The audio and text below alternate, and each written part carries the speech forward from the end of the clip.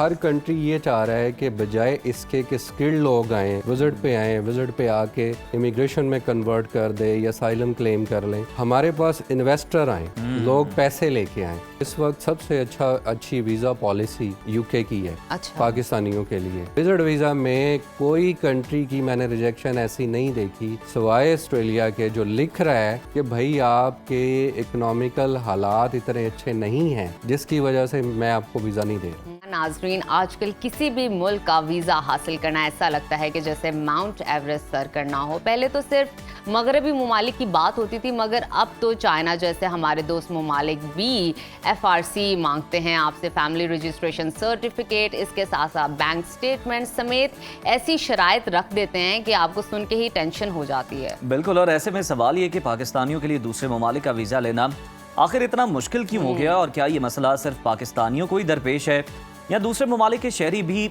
इसी आजमाइश से गुजर रहे हैं।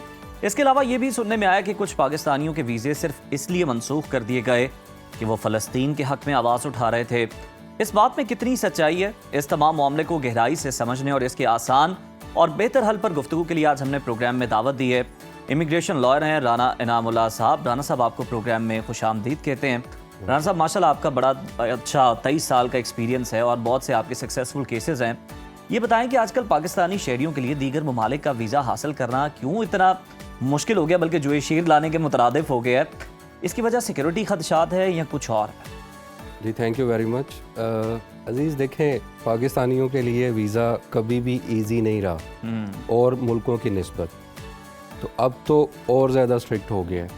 अच्छा, इसमें मैं उस बात पे भी आता हूँ, पाकिस्तानियों पे कुछ वजूहात हैं जो पूरी दुनिया में इकनॉमिक की सिचुएशन है, और अभी जो ट्रंप गवर्नमेंट आई है उसने पूरे दुनिया बल्कि वर्ल्ड को हिला दी। वो जो आए दिन कुछ ना, आप रोज़ देखते हैं वो कोई नई टैरिफ लगा दी है कुछ, उससे पूरी दुनिया डिस्टर्ब है। ठीक है, तो इसी तरह अब हर कंट्री ये चाह रहा है कि बजाय इसके कि स्किल्ड लोग आएँ, विजिट पे आके लोग अपने केसेस को इमिग्रेशन में कन्वर्ट कर दे या साइलम क्लेम कर लें, हमारे पास इन्वेस्टर आए, लोग पैसे लेके आए। ठीक है, अब इन्वेस्टर क्लास के लिए वीज़ाज़ अभी भी चल रहे हैं। वो कोई भी कंट्री हो, अगर आप उनके कंट्री में पैसे लेके जाना चाह रहे हैं, एज ए इन्वेस्टर जाना चाह रहे हैं, तो आपको आज भी वेलकम है। लेकिन यस, जो आप बात कह रहे हैं, पाकिस्तानियों के लिए स्ट्रिक्टनेस आई है और बहुत ज़्यादा आई है। उसकी मेन वजह ये है कि हमारे लोग जाके, मतलब फ़र्ज़ करें कि मैं एज ए बिज़नेसमैन गया हूँ और बिज़नेसमैन जाके मैं अपने वीज़ा को स्किल्ड पे कन्वर्ट करवा लूँ या मैं इलीगल रहना शुरू कर। सही, दिस इज़ द फॉल्ट। ठीक है, और ऐसे भी लोग हैं जो एज ए टूरिस्ट वीज़ाज़ पे गए और उन्होंने जाके वहाँ कुछ और मामलात, लाइक ये जो मिडल ईस्ट जो जिस पे एक्शन लेके बैठा हुआ है, उसमें यह है कि हम एज ए बेगारी, मतलब बेगर्स के तौर पे काम करना शुरू कर देते हैं। तो ये बड़ी प्रॉब्लम होती है उन कंट्रीज़ को, और ये आज से नहीं है, बड़े अरसे से। अच्छा, इसमें पाकिस्तान तो बदनाम है, लेकिन आप देखें कि इंडिया की कोई 1.5 करोड़ के करीब आबादी है, इंडियन भी ये काम करते हैं। ठीक है, मैं बेशुमार टीवी चैनल्स पे ये कह चुका हूँ कि देखें, खाली हम ये काम नहीं करते, इंडियन भी कर रहे हैं, बंगाली भी करते हैं। लेकिन फ़र्क कहाँ पर आ रहा है, डिफरेंस कहाँ पर आ रहा है? Yes, this is the point जो नजफ ने सवाल किया है। ये है पॉइंट। फ़र्क क्या है कि उन कंट्रीज़ की जो फॉरेन पॉलिसी है वो बड़ी स्ट्रॉन्ग है। उनके जो वहाँ सफारतकार बैठे हैं, अपने स्याह को सफ़ेद कर लेते हैं, जो एम्बेसडर बैठे हैं, यस, जो वहाँ एम्बेसडर बैठे हैं। आपको मैं छोटी सी मिसाल देता हूँ जो मेरे नॉलेज में है, मे बी अभी ये चीज़ है या नहीं है। आप इंडियन पासपोर्ट पे किसी कंट्री की रिजेक्शन की स्टैंप नहीं लगा सकते। आपने अगर वीज़ा नहीं देना, ना दें, आपने हमारे पासपोर्ट पे अपनी रिजेक्शन की स्टैंप नहीं लगानी। ठीक है, और ये सिफारती मैदान में बड़ी कामयाबी है उनकी। ऑब्वियसली आप देख लें। ठीक है, उनके जो वहाँ एम्बेसडर बैठे हैं वो भाई काम करते हैं, वो अपने लोगों के लिए काम करते हैं। कोई प्रॉब्लम होती और है ये भी वो- पैगाम है कि जो काम नहीं कर रहे उनके देखे ना फिर उनकी कंट्री वालों को क्या भुगतना पड़ता है। वो काम कर रहे हैं, हाँ। अपने लिए कर रहे हैं, ठीक है। अच्छा, यहाँ पे राणा साहब बड़ी अहम आपने बात की है कि वहाँ पे इंडिया में कहीं ना कहीं नेशनलिज्म को प्रमोट किया जाता है, इंडिविजुअल इंटरेस्ट को जरा हटा दिया जाता है, लेकिन हमारे लोग क्या करते हैं, इंडिविजुअल इंटरेस्ट आगे रखते हैं स्पेशली, अपनी और PR कर नेशनल रहे होते हैं। इंटरेस्ट साइड पे कर देते हैं। मैं आपसे जानना चाहूंगी कि जो पाकिस्तानियों के वीजे का मनसूख होना है, क्या इसकी वजह हमारी जो मोहब्बत है फलस्तीन के साथ, क्या ये भी कोई बड़ी वजह है? ऑब्वियसली ये एक मेजर रीज़न है, बिल्कुल है। और किन ममालिक के लिए? जितने भी हमारे जो ये मेजर कंट्रीज़ हैं, कनाडा, ऑस्ट्रेलिया, यूके, इन सब में हैं। लेकिन अब देखें ना, अगर मैं यूके की बात करूं जी, तो इस वक्त सबसे अच्छी वीज़ा पॉलिसी यूके की है अच्छा, पाकिस्तानियों के लिए।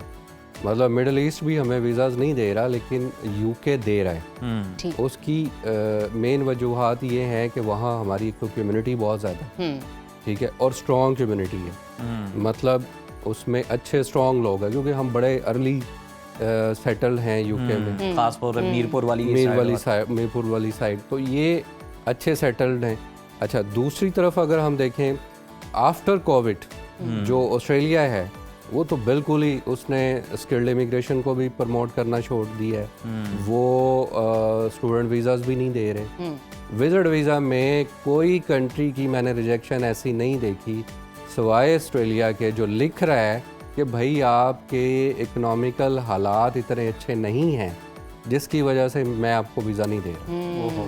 ठीक है, यहाँ That's sad. में हमारे अपने कुछ फ्रेंड्स हैं जो बड़े अच्छी इंडस्ट्री के मालिक हैं, और हमें पता है कि वो और बेशुमार दफ़ा ऑस्ट्रेलिया गए हैं, उनकी फैमिलीज़ के वीज़ाज रिजेक्ट हो गए, और मतलब उनके मुलाजमीन के भी वीज़ाज लगे हुए थे, अब वो नहीं दे रहे।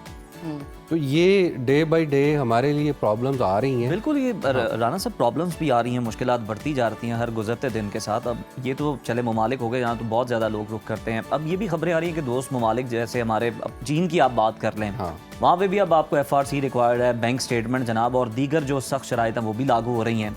क्या ये सिर्फ हमारे लिए है, पाकिस्तान के लिए, या दूसरे ममालिक के साथ भी उनका ये कुछ और ममालिक के साथ भी है। ऑब्वियसली हमारे साथ ज़रा ज़्यादा प्यार होता है, अदरवाइज और लोगों के लिए मोहब्बत भी की है। कीमत अदा करनी पड़ती और है लोगों ज़रा। के लिए भी है। देखें, बात ये है कि जितनी मर्जी यारी दोस्ती हो, जो मर्जी, वो हर कंट्री अपने नेशनल इंटरेस्ट को वॉच करते हैं, बिल्कुल, ठीक है, कि वो उनके लिए अगर ये बंदे या पाकिस्तानी आते हैं तो हमारे लिए क्या इसका डिसएडवांटेज है, तो ये चीज़ें वो ज़रूर वॉच करते हैं। बाकी कुछ वक्ती तौर पे होता है, जैसे मैं अगर बात करूं तो 9/11 के बाद जब अमेरिका में ब्लास्ट हुए, उस वक्त वीज़ा पॉलिसी बड़ी स्ट्रिक्ट हो गई थी, फिर आहिस्ता आहिस्ता आहिस्ता वो चीज़ें ख़त्म हुई। मेनली तो मैं इसमें यूके की भी एग्जांपल कोट करूंगा। जैसे अब यूके ने अपनी स्टूडेंट वीज़ा पॉलिसी बड़ी अच्छी रखी हुई है। उसकी मेन वजह ये नहीं है कि उसे हमसे बहुत ज़्यादा प्यार है, उसकी मेन वजह ये है कि उनको भी पैसे चाहिए। ठीक, जितने स्टूडेंट जा रहे हैं वो जाके पैसे स्पेंड करते हैं, यहाँ से ट्यूशन फीसेस देते हैं, उससे उनकी इकॉनमी में एक अच्छा बूस्ट मिला है। अच्छा राना साहब, मैं आपसे जानना चाहूँगी, हमने बात की पॉलिसीज़ के हवाले से किस तरह तब्दीली आई है, कहाँ स्ट्रिक्ट पॉलिसीज़ हैं, कहाँ पे ज़रा लीनियंट है।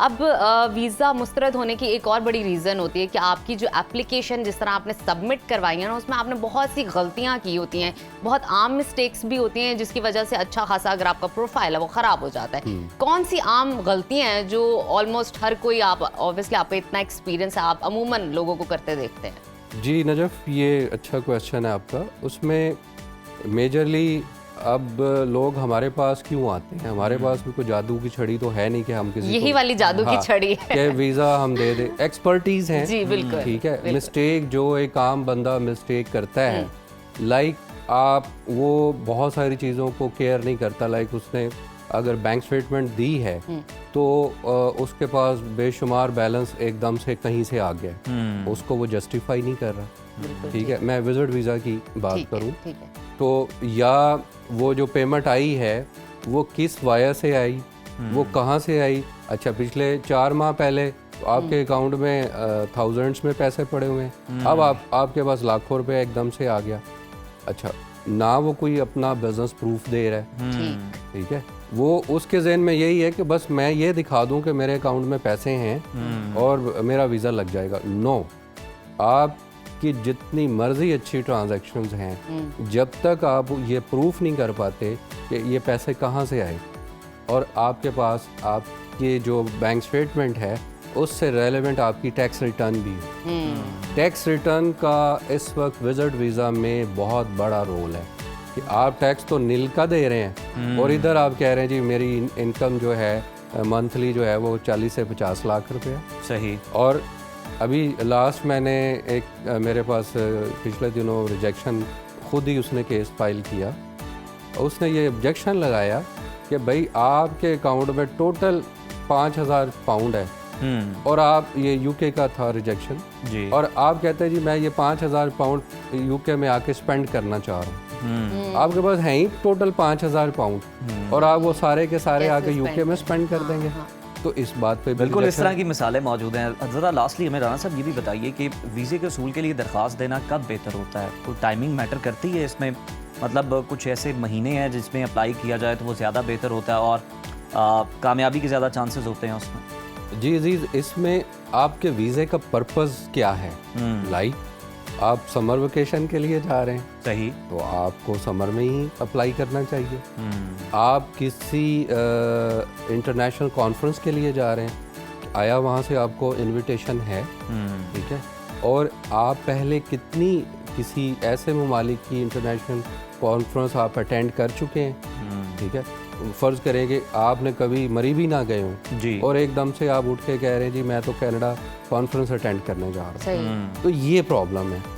आप जब तक आपके पास कोई अच्छी ट्रैवलिंग हिस्ट्री नहीं होगी, आप किसी मेजर कंट्री की ट्रैवलिंग ना करें एकदम अच्छा से। राना साहब क्विकली ज़रा बताइएगा, बहुत सारे ऐसे स्कैमर्स हैं जो मार्केट में बैठे हुए हैं, उनको पहचानने के 3 टिप्स बता दीजिए, क्योंकि आपके ऑब्जर्वेशन डेफिनेटली जो कहते हैं 2 महीने में आपका वीज़ा लग जाए, कैसे पहचाने ऐसे लोगों को ये झूठे हैं?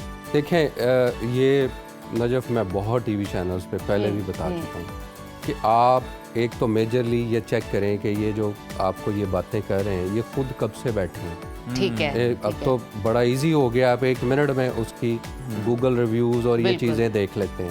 ठीक है, आपके कंपटीटर एक आध रिव्यूज़ डालते हैं, ठीक है, लेकिन आपको मेजरली नज़र आ जाएगा, आपको उसकी वेबसाइट उसका पेज ही बता देगा जिसमें कोई वो गारंटियों के लफ्ज़ नहीं होंगे, वो ये नहीं कहेगा जी बस जल्दी से आएँ।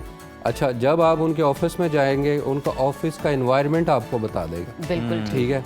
जब आप किसी कंसल्टेंट के सामने बैठे हैं, वो आपकी बात सुनने से ज़्यादा इस चीज़ पे आपको फोर्स करेगा कि जल्दी से जो है ना पेमेंट लेके आए, रजिस्टर्ड हो, जबकि जो रियल होगा कंसल्टेंट वो आपकी बात को सुनेगा, आपसे बार बार क्रॉस क्वेश्चन करेगा, आपकी चीज़ों को देखेगा, आपको कहेगा कि ये डॉक्यूमेंट मुझे ला के दिखाएं। ठीक है, कोई भी लॉयर है उससे पहले केस लेने से पहले आपके केस को स्टडी करना पड़ेगा, ठीक है।